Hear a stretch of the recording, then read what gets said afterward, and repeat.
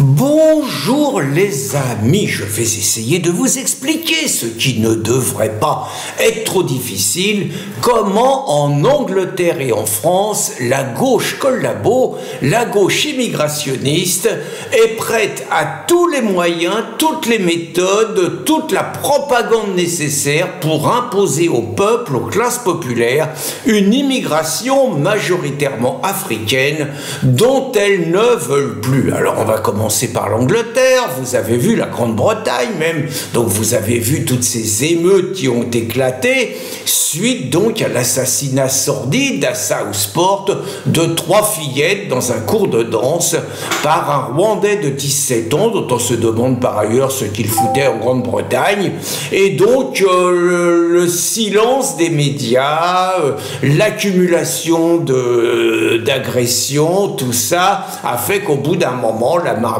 a explosé.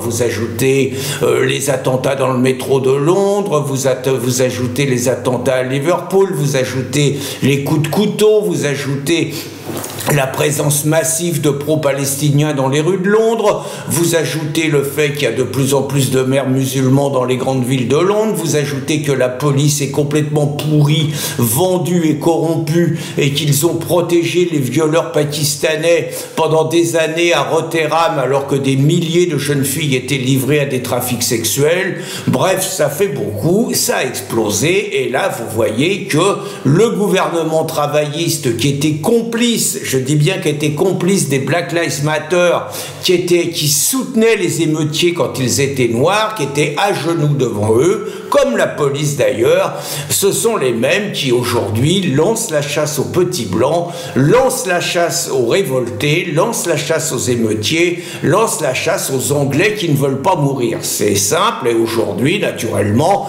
on fait le coup de l'antiracisme, on fait le coup de l'extrême droite, on mobilise tout ce que la gauche compte de collabos, partis travaillistes, les gauchistes, les organisations syndicales, les associations, pour dire qu'on veut pas de la haine, qu'on veut pas des nazis et tout. Le cinéma habituel, je ne doute pas que les vrais Anglais, les Anglais de l'Angleterre profonde ne se laisseront pas manipuler, et j'espère qu'ils foutront en l'air ces salopards de travaillistes qu'ils ont commis l'erreur de remettre au pouvoir, même si les conservateurs n'était pas parfait, loin de là.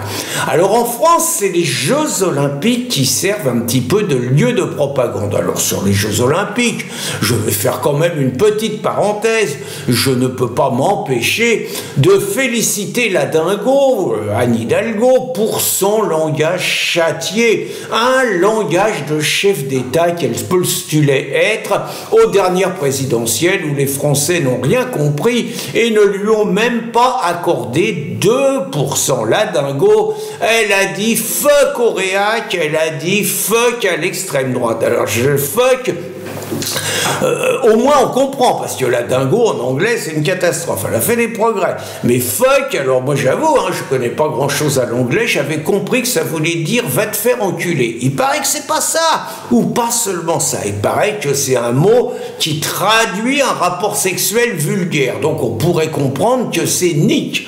Voilà, donc la dingo, maire de Paris, voilà donc comment elle parle à ses opposants politiques. Alors elle a oublié Mediapart, parce que Mediapart, ils ont fait une saloperie. La grande fierté de la dingo, c'était naturellement la scène. Bon, sauf que la scène, Mediapart, pour une fois qui est utile, révèle que des rapports alarmistes ont été cachés, que finalement beaucoup d'athlètes, de triathlètes se retrouvent un peu malades, bacilles le colis, hospitalisés, nausées et tout, 1,4 milliard pour ça, mais ça, bon, les médias de propagande se taisent. Mais les médias de propagande sont très actifs pour vous expliquer que les Jeux Olympiques, finalement, c'est bien la preuve que le métissage, que la créolisation, que l'immigration, ça marche. Et donc vous avez tout le discours de la gauche qui est résumé dans cette intervention chez Léa Salamé. Alors Léa Salamé est un phénomène quand même, hein. Service public, épouse de Glucksmann, homme politique engagé quand même, dont on parle même peut-être pour Matignon, on ne sait pas, mais dans le service public et qui fait ouvertement dans le service public la propagande de sa cause, de son époux, du mondialisme, de l'immigrationnisme, de l'islamisation de la France, sans la moindre vergogne. C'est par exemple cette personne, alors elle anime un truc, là, les Jeux, dont Léon Marchand a, avec beaucoup de courage, refusé de participer, disant que c'était pas ses valeurs. C'est vrai que les Jeux, vous faites venir des sportifs et tout, vous animez, et puis vous vous foutez de la gueule de Marion Maréchal, et de tous ceux qui, naturellement, n'ont pas trop apprécié la cérémonie d'ouverture légèrement wokiste. Vous voyez, colossale finesse, Léa Salamé. Et donc là, il y a un de ces amusateurs, un de ces guignols, un de ces propagandistes, un de ces chroniqueurs, alors un nommé Philippe, je sais plus, Rivière, Naz Rivière, un nom comme ça, c'est pas grave, hein, personne ne le connaissait.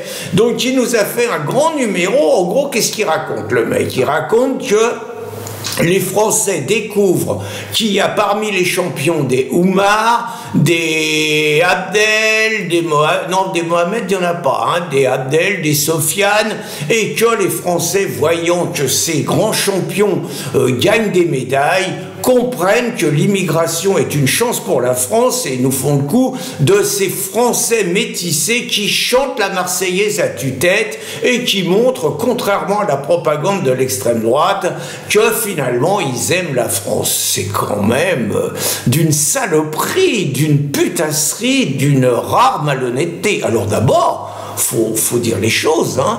Il y a effectivement beaucoup de médailles qui sont des médailles dues à des gens de couleur. Faut pas le cacher, mais il y a quand même pas que. Il y a également énormément de médailles, plus d'ailleurs, qui viennent de la part de ce que nous appelons, nous, dans notre jargon, les Français de souche.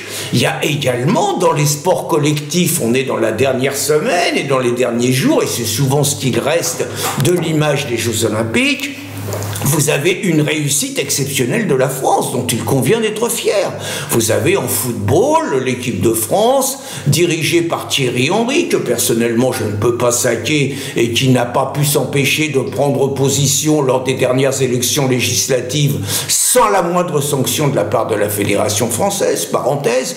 Bon, Thierry Henry, les footballeurs, majoritairement comme les Bleus d'ailleurs de couleur, vont se retrouver en finale des Jeux Olympiques. Très bien. Vous avez une formidable équipe de volleyball qui va également se retrouver en finale des Jeux Olympiques. Super. Vous avez l'équipe de basket qui fait vibrer le stade de Bercy et qui va se retrouver en finale contre les États-Unis. Magnifique. Vous avez une magnifique équipe de France de handball féminine qui va se retrouver également en finale. Chapeau bas. Vous avez l'équipe de judo de France qui a gagné contre le Japon la médaille d'or, et naturellement on insiste là aussi sur le fait que il y a, sur les 6 champions et championnes, il y a 6 diversités, beaucoup d'antillais par ailleurs, et donc on met en avant ces médailles. On pourrait s'interroger par ailleurs au judo par exemple, pourquoi n'y a-t-il plus que de la diversité alors que historiquement le judo, il y en avait quand même très peu avant Teddy Riner. On pourrait se poser des questions sur le football, sur tout ça, pourquoi il y a de moins en moins de champions d'origine dans les sports collectifs. Ça pourrait être un débat intéressant, sans par ailleurs renier la qualité, la loyauté, la bravoure de tous ces sportifs. Il n'y a rien à dire. Mais la grosse caisse, la propagande avec une colossale finesse des médias, des politiciens de gauche et d'extrême gauche, c'est d'utiliser, et c'est ça qui est particulièrement dégueulasse, c'est d'utiliser ces sportifs, pour dire aux Français des classes populaires, vous êtes des racistes, vous êtes des enfoirés, vous voulez plus d'immigration, alors que grâce à eux, la France a plein de médailles. Sauf que c'est pas la même France. C'est-à-dire que les classes populaires, en Angleterre comme en France, elles en ont marre de subir les coups de couteau. Les classes populaires, elles en ont marre de subir l'assassinat de leurs enfants. Les classes populaires, elles en ont marre de subir les vols. Les classes populaires, elles en ont marre de subir les viols, les viols, les cambriolages, les agressions gratuites. Les classes populaires, elles en ont marre d'être minoritaires dans leur propre pays. Les classes populaires, elles en ont marre du voile, elles en ont marre du camis, elles en ont marre de l'islamisation du pays.